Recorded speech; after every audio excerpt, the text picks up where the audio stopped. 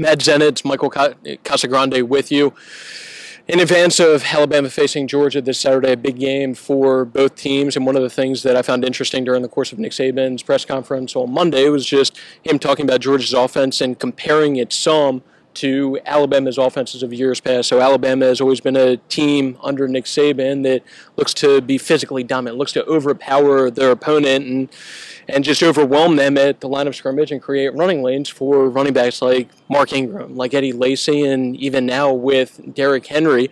And said he sees a lot of Alabama's offenses of years past in terms of that approach, that mindset, and just that overall physicality in Georgia. Yeah, no, definitely. It's kind of interesting. You look at the way those styles work. I mean, you go back to even the rivalry between Alabama and Georgia. They don't play, obviously, very often at all because they're on opposite ends of the rivalry, the divisional spectrum. The last two times they played in 2008, 7 years ago, and then 12 a few years ago.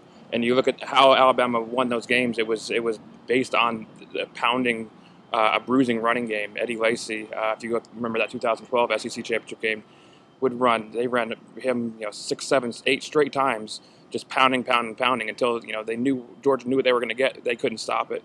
It's kind of a style that I think maybe a lot of Alabama fans would look back on and wish they could do again, with the way the offense has been a little bit more passing oriented. So it kind of goes back to that moment, and you go back to that 2008 game, the blackout game, where Alabama was able to pound the ball, hit a few big passes, but it was mostly a ground game.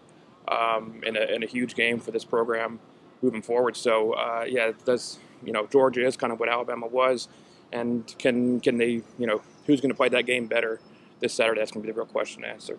Yeah, Georgia's just very much a downhill running team, one of the better running teams in the country. And look at Alabama. One of the interesting things is their strength probably of this team is their front seven and their ability to stop the run. So one of the interesting storylines and aspects of Saturday's game going into that game.